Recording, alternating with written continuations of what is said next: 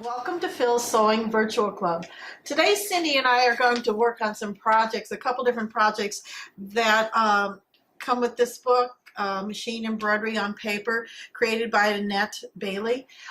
So we're going to walk you through the creation of some of the projects, I should say, that you can embroider on paper. On the first project I'm going to work on, I'm going to be creating a little bookmark, okay? That you can utilize when you're reading your books or for whatever, you know, but I'm going to put it on some of the cork fabric, which is like a paper-based type of a surface, okay? So when, the first thing I did though is it comes with a CD in the back. It has 30 different projects that come included with or on the CD itself. So I'm going to take, take this over to my computer and download some of these projects, or the designs I should say, onto a USB drive, okay? And I've already done that, so that's something you're gonna have to do prior to bringing or to embroidering it out. You have to put it onto your USB thumb drive, and I put all of the designs on there. That way I know and I can choose whichever design for the project I'm working with. Okay, so let's go ahead and get started. Okay, so what I did is I loaded all the designs to my USB drive. I inserted the USB stick or thumb drive into my USB slot over here on the right side of the machine, okay? Before we go too much further, I want to also make sure in your Solaris, when you're utilizing this machine, or if you're not utilizing this machine, this is not an issue. But I wanted to turn off my fabric thickness sensor, put it in the off position. And that's on page 10 of 12 in the Solaris. Once you've done that, go ahead and click OK to it. Okay, brings up your home screen. Click on Embroidery. Then click on your little memory boxes that's right in there. Okay, second icon over. I want to get to that USB drive, so I'm going to click on the first USB drive, second icon over. And then to view the designs that I put on that thumb drive, I'm going to just scroll downward, okay, to view those designs. The one I'm going to work with today for my bookmark is going to be the rose flower design. Set the design, comes up, there it is in the center of my screen. Now, what I also did before we started with this demo is I hooped my stabilizer. I used the 5x7 hoop, hooped my stabilizer, sprayed it with a little 505 temporary spray adhesive, and then I placed my bookmark. What I did is I cut this bookmark 2 inches wide. It's approximately 7 inches, but we're going to trim that down later so that it matches the first design that I embroidered out. Okay, so it's going to be the back side of my bookmark. So I'm going to attach the hoop, slide it into position onto the embroidery arm, lock it into position, and we're ready to go. Okay. I'm going to edit the design because I know I need that design a little bit larger, because right now that size is 3.73 for the length, and I want it to be a little bit larger than that. So I'm going to click on Edit. I'm going to go to Size. I'm going to choose the second category in my sizing. Machine is really intuitive. If you follow the positive prompts, that's when they come up, like it's okay to reset the pattern to its original size, angle, and position. Say okay to that. Now we're going to resize it larger. I'm going to use the icon where there's 4 arrows pointing outward. And I'm going to take this up to about 5.5 inches or so. So if I go too far, I can come back down. like right about there. So it's going to say 5.60 by 1.91. The 1.91 is the width of that design itself. Okay, and I think that's going to work okay for me. So I'm going to click OK to set it. Next thing, since I've put my hoop on the machine, I want to make sure it embroiders centered from left to right or from top to bottom on the cork section that I had already cut out. So with this cork, we're going to go to embroidery at this point. Now we're going to come up to the camera scan icon right there. Okay, so what this is going to do, it's going to scan inside our hoop and take a picture of that area with our bookmark that I placed in there. So the frame will move to be scanned with the built-in camera. Say okay to that. So right now it's just taking a snapshot of what's in my hoop. Okay. And here it's done it. Okay, so I'm going to turn my background image off. Oop, you can turn it on or off as you choose, but we're going to leave it on. So this is really indicating to me where that design is going to be placed. If I need to manipulate and move it ever so slightly, this is when I'm going to do it, after the scan, of course. So I'm going to close out of this area. I'm going to come into Layout, and then I'm going to click on Move. Now I have my arrow buttons down here in the lower left corner, and I'm going to move it over ever so slightly because it's not centered left to right properly. Okay, so now, okay, I think I've got it centered. Well, maybe one more click or so. So when you come in here, you're going to be able to look at the scanned in mode with your hoop in place. And I'm going to click on the scan and show you what it looks like. So I still, from here, I've got a little bit of a tip of that leaf kind of right there on the very edge. So I want to move it over a little closer. So to the right side. So I'm going to come back here, move it over, click on this hoop icon, and then the plus or minus, and then it's going to show me how that design sits in the hoop. Okay, so you can do this several times, okay, and this makes for a perfect placement, okay. I'm going to move it a little bit to the left. One click to the left, and I think we're going to have it, okay. So I'll say okay to this, and now we're ready to embroider, okay. So lower my presser foot, okay. One thing to remember is when you're starting a new project, it's always a good idea to replace your needle and put a needle in there for your new project. And of course, after you complete this project, it's a good idea to replace it again, because what's happening is, since you're stitching on paper fibers, it's going to dull the point of that needle. So you always want to make sure you have a really good sharp needle when you're doing your projects. So I'm going to come over here, click on a layout, and it takes me back into my colors. Okay, now you all know that, you know, certain colors pop up, but you can always thread your machine with whatever color you so choose. So if you're not happy with the particular color that you're that's displayed at this time, you can load any color you choose. So the first color I'm going to use is going to be down here in this section. So, and I want it to be like a pinkish tone color. So I've used some thread that's pink in its color. I'm going to thread the machine at this point with that color.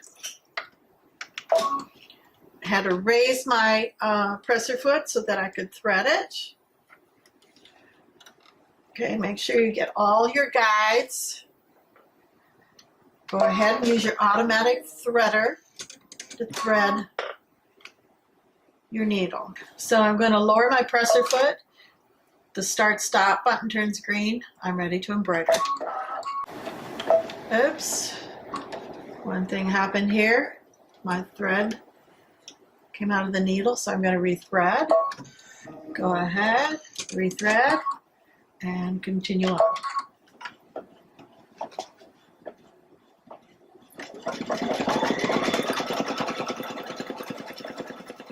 You can see it's doing the first area first, or the first area right there. It's got that pinkish color that I utilized, or I thread my machine with, okay? When the machine stops, you're going to just stop, rethread with your next color of your choice, okay? So cut that out, remove your thread. It's always a good idea to pull your thread down towards the needle when you're rethreading, okay? Next color is this green color that I've chosen for this design, okay? Thread your machine, same manner we did before. I don't know if you can hear that or not, but we got a thunderstorm going on in the area today. Thread your needle. Hear that thunder? Okay, and go ahead and start your machine. Finish it up with that color.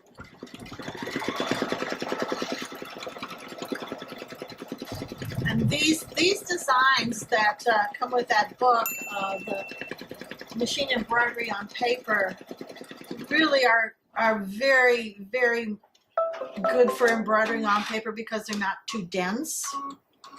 So there's a lot of openness to them.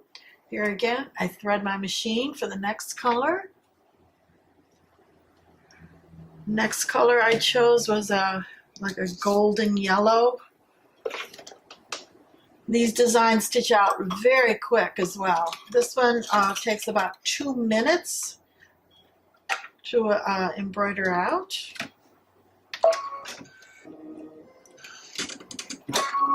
Repeat the same actions, just start up the machine. There we go.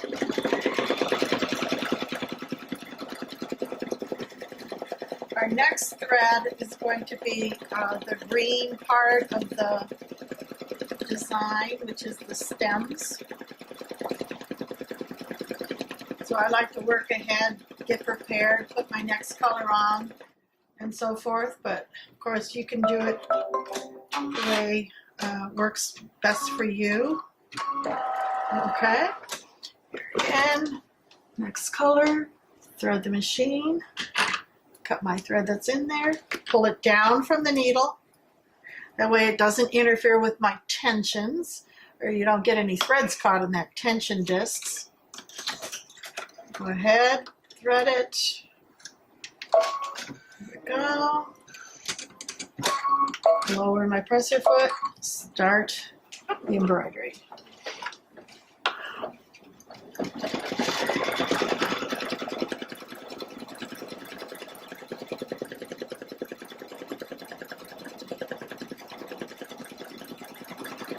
This will be the last color in the design.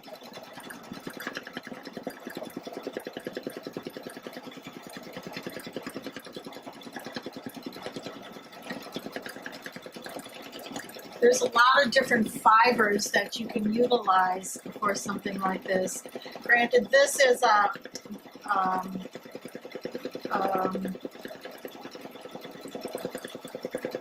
faux leather type of a material, so use that. You can stitch this on paper, vinyl, whatever it might be, and it does a great job, and the final result is like great. It looks wonderful.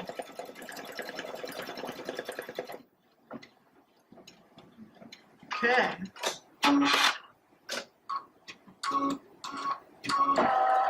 Okay, it's all completed, so go ahead and click OK to finish it up.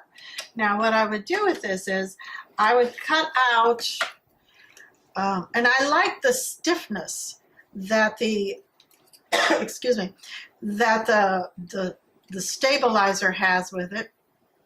So what I like to do is remove the stabilizer. I cut it from the hoop with my rotary cutter, cut around it.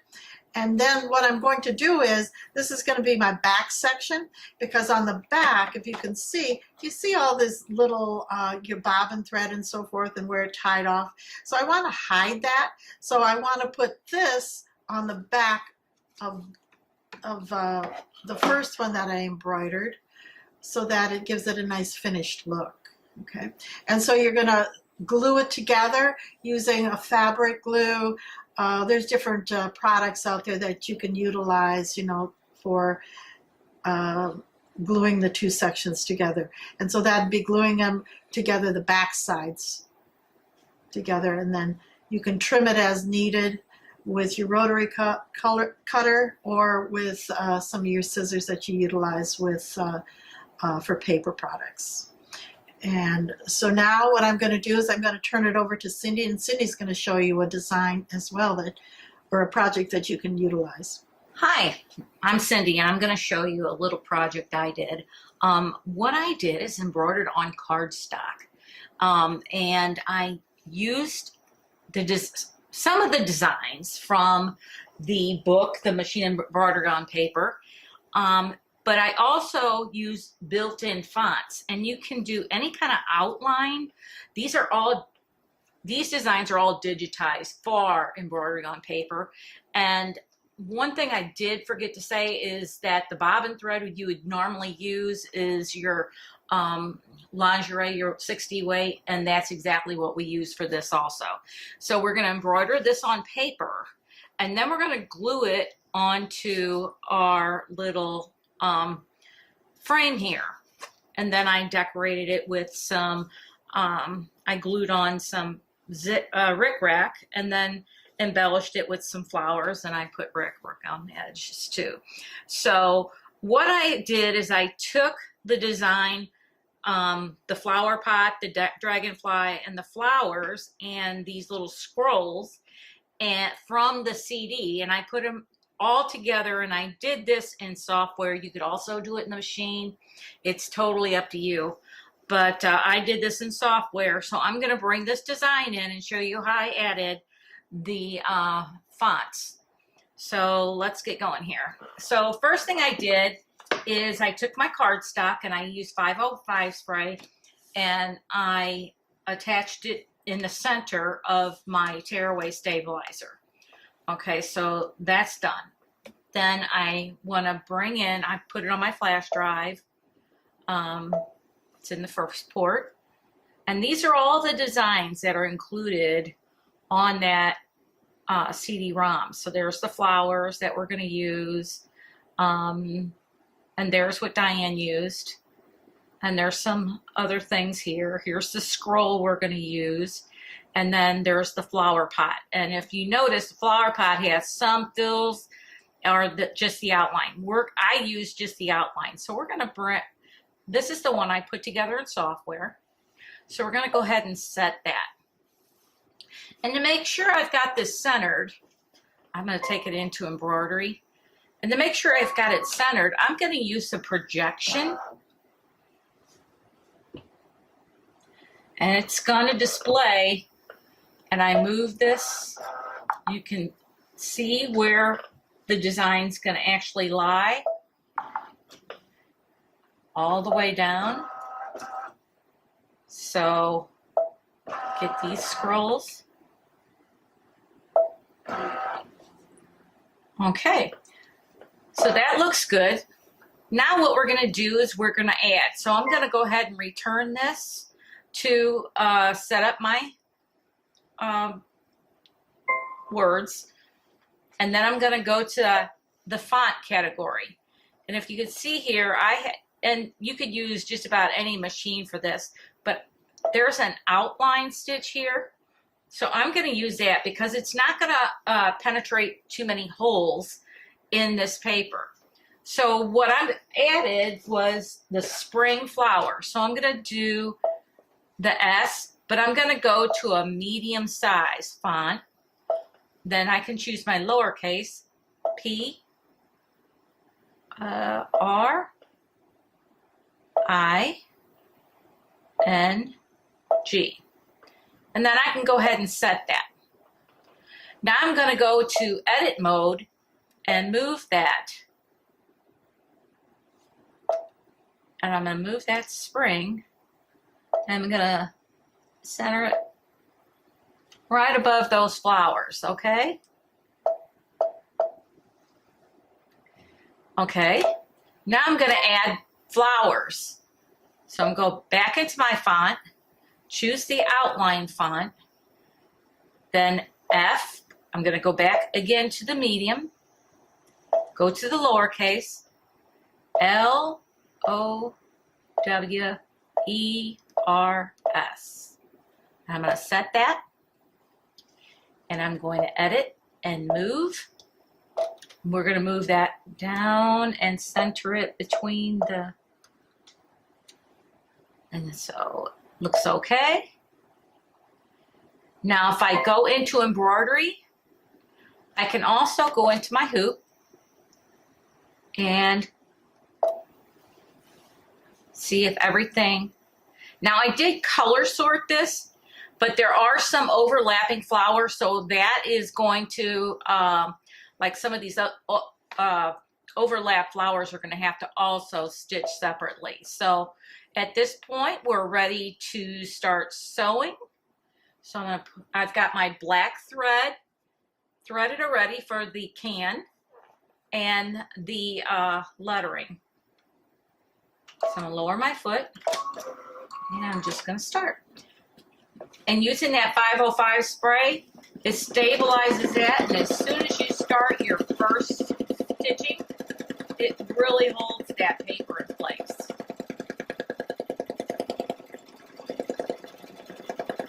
I did also lower my speed for embroidering on paper. I believe I got it down to 600 stitches per minute. So it's really a quick stitch out, so you can afford to lower that speed.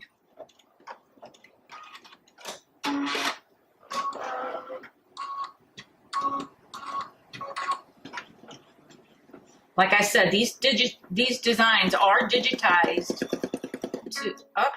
Lost our thread again. So we're going to rethread that. It probably cut it a little bit short.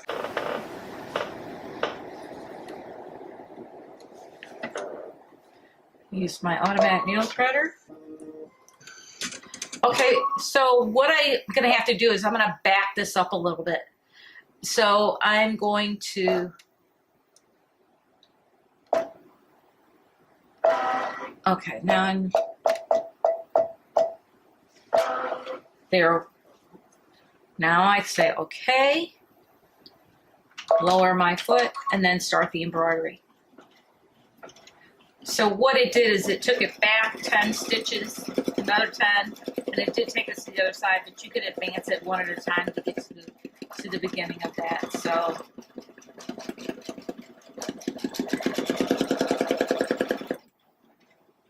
here we go. And then it'll start the pink flowers. And basically what you're going to do is you're going to, just like any other design, you're going to change your threads and stitch it out. And then we'll put our black thread on at the end and stitch out the spring flower. So Cindy, what did you think about this project? Oh, Diane, this was fun. Wasn't it? It's something different. I've never tried it before, and it was different than I thought. I thought you had to have special paper, and I thought, you know, what kind of designs could you use? But this book really helped me, you know, make some good decisions for successful embroidering on paper.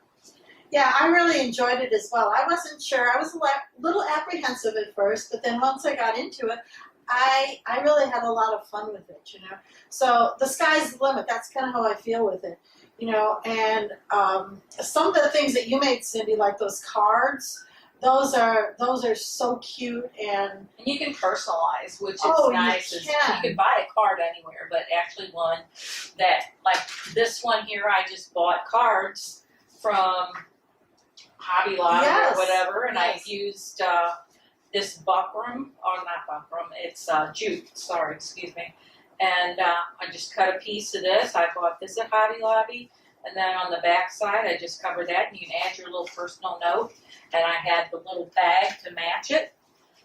You know, you can make your own little gift bag. I've got plain gift bag, and just use some push-on studs to push that on. You can glue it up a little bit too. No, I like the way that was personalized. That makes for a fun party too. Yeah, yeah. You can, you know, if you've got a party decor, you can make everything for sure. or sure. gift wrap, whatever you want to match it Well, one thing that I did, and I thought was a lot of fun as well, I embroidered, you know, not on this letter per se, but I used cardstock. You know, just regular cardstock that you could buy, like you said, at Hobby Lobby or at Michael's. And what I did with this is I had one of these letters at home, which I thought was really kind of cute. So for a little girl's room or a teenager's room, whatever, one way to decorate it up is, you know, I used that same design that I used for the bookmark, but I customized it. So I resized it, and then I used the camera for placement for these areas here, resizing as well, some of the design itself so that it fits within there. So I was able to utilize the camera, resizing, editing features, and so forth to create this. And I also created, you know, a little card. Cindy created a card, so did I. I thought it was a lot of fun. This one is for a birthday party, and I put a little crystal. That really dressed it up. For the flame, you know. So I thought that was kind of a I like idea. this card because you don't, the back of it, you just slide that in there. Yes. And so what I did with this is to show you that you can also use materials like some kind of a fabric materials to Is that 8 o'clock? Yeah, that's 8 o'clock. Oh, Yeah. Okay. Yeah.